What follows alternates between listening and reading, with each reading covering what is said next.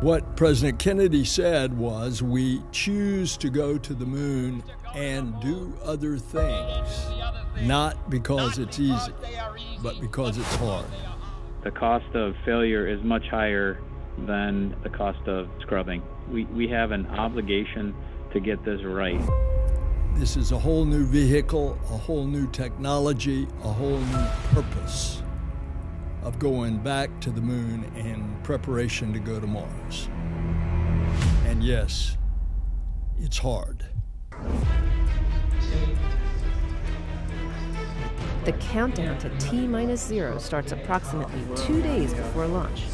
Teams inside the Launch Control Center have been working around the clock, powering up each section of the rocket and configuring the launch pad to support the 8.8 million pounds of thrust our moon rocket will generate at liftoff. It is a new creation. It is a new rocket and a new spacecraft to send humans to the moon on the very next flight. Today, we make history. With the launch of the most powerful rocket the world has ever seen, we are taking the first step in humanity's return to the moon. I can tell you there's an energy and there's an excitement around the Kennedy Space Center, I would say, across the agency and all around the Space Coast as we get closer and closer to this launch. This mission will validate that the rocket and capsule do perform as expected before future Artemis missions send astronauts to the lunar surface. We have worked really hard to get here. The team has done an absolutely outstanding job, and we're up to the challenge, and I'm really looking forward to a successful test flight. You are looking at the world's most powerful rocket and Orion spacecraft live on Launch Pad 39B. Artemis I embodies the hard work of thousands across the world, determined to explore for the benefit of all. I'm Megan Cruz, and this is NASA astronaut Kayla Barron. When I first walked up and saw the view from the desk here, I was just blown away. This is the moment when it comes to the countdown, and then tension starts, and well, let's cross fingers, everything works well. Tension is rising, and we are fully excited here.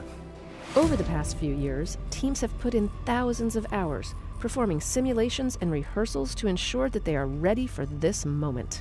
As our 0 hour approaches for the Artemis generation, we do have a heightened sense of anticipation, and there's definitely excitement amongst the team members. We've noticed just the overall mood and focus within the team is definitely a positive one.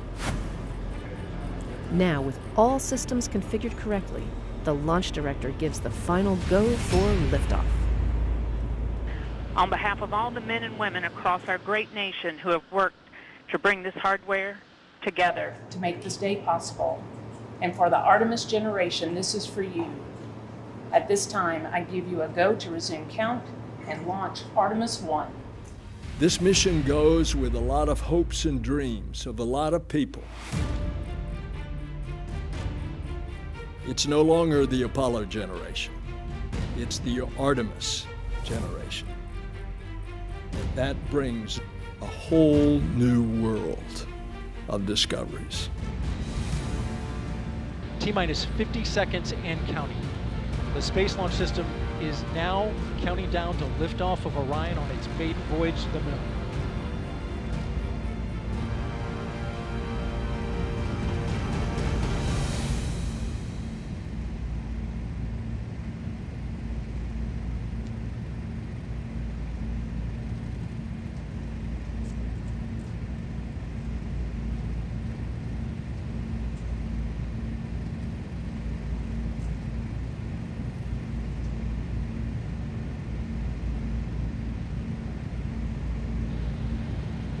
And here we go. 10. Hydrogen burn-off igniters initiated.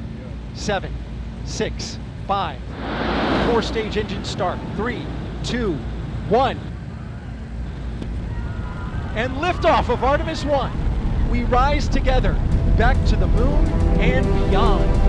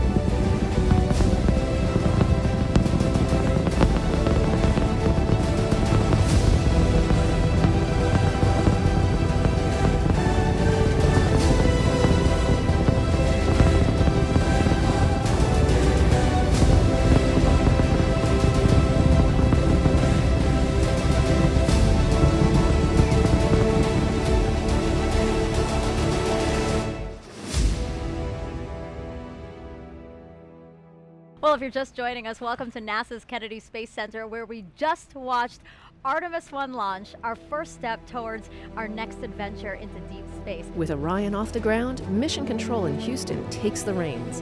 Our nation is returning to the moon. And we have worked hard as a team. You guys have worked hard as a team for this moment. This is your moment.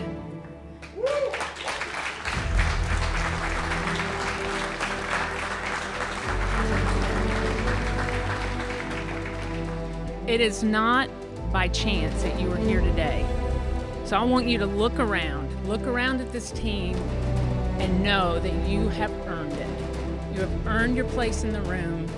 You have earned this moment. You have earned your place in history. The successful launch of SLS is just the beginning. Orion will spend the next several weeks journeying around the moon, sending flight data back to teams here on Earth for real-time analysis. During its mission, Orion reached speeds traveling about 30 times as fast as the speed of sound. This dramatic video of the Earth-Moon transit that took place showed and punctuated the fact that we were pressing away from our home planet to a distance of some 268,000 miles away from Earth, further than any human-rated spacecraft had ever traveled, for a spacecraft designed to return humans to Earth, eclipsing the mark set by the Apollo 13 vehicle back in 1970. After several weeks of flight, it was time for Orion to return home. A half-century later, NASA's newest moon explorer, the Orion spacecraft, is barreling its way back home after circumnavigating the moon and beyond in an elliptical distant retrograde orbit. Now less than 2 hours away from splashing down in the Pacific Ocean west of Baja, California, to complete its shakedown mission.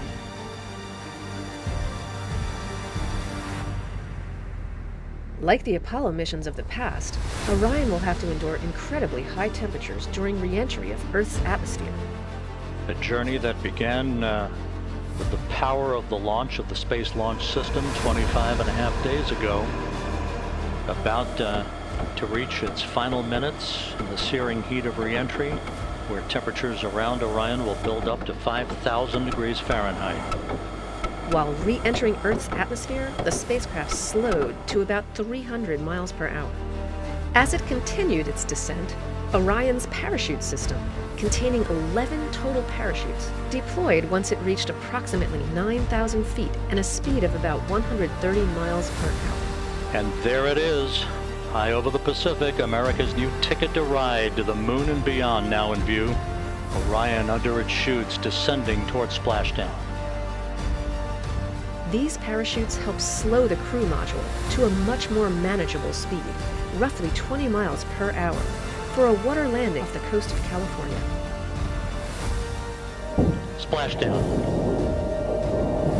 From Tranquility Base to Taurus Littrow to the tranquil waters of the Pacific, the latest chapter of NASA's journey to the moon comes to a close. Orion, back on Earth.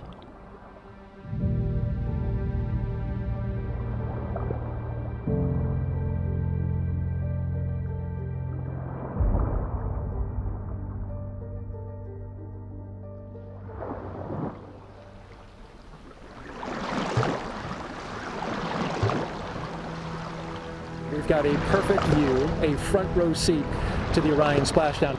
It's simply beautiful out here.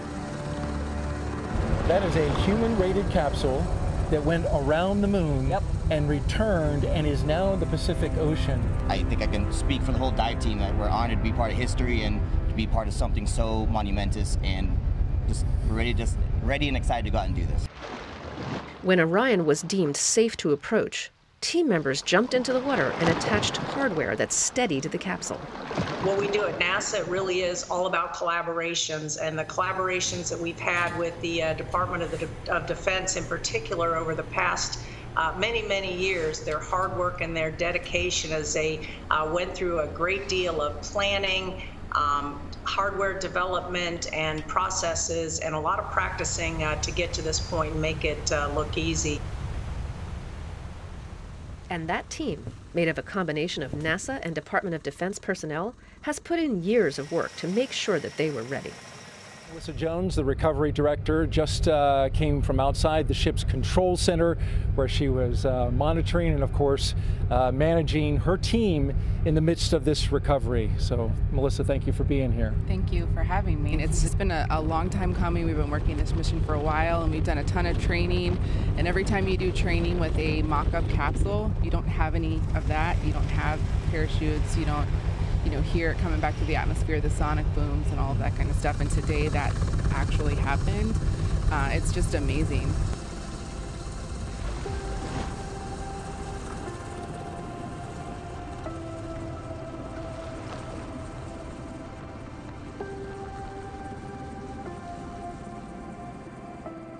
You know, this mission, this spacecraft and this team exceeded all expectations. For the last 25.5 days, we've been every day looking ahead to the next flight to see how we can improve on where we are today so that we can fly a safe and successful mission with our astronauts next time around. Once stabilized, the team secured the spacecraft with hardware and rope assemblies and towed it to the Navy ship. The dive team then connected Orion to a series of ropes from inside the back of the ship, known as the well deck, to safely and securely pull the capsule inside.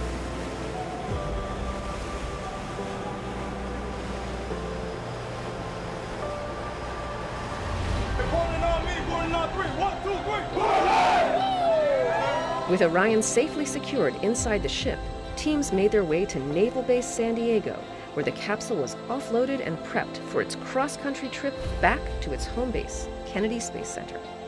This is really the start of a campaign of several missions to get humans back to the moon and beyond to Mars. So there's still a lot to be done, and this is just the beginning. Kennedy just stunned everybody with the Apollo generation. I believe that this nation should commit itself to achieving the goal before this decade is out. And said that we were going to achieve what we thought was impossible. Of landing a man on the moon and returning him safely to the Earth. Many things have happened since, but we knew we were going back. This is the program of going back to the moon to learn, to live, to invent, to create in order to explore beyond. Oh, it's a new day. A new day has dawned. An Artemis generation is taking us there.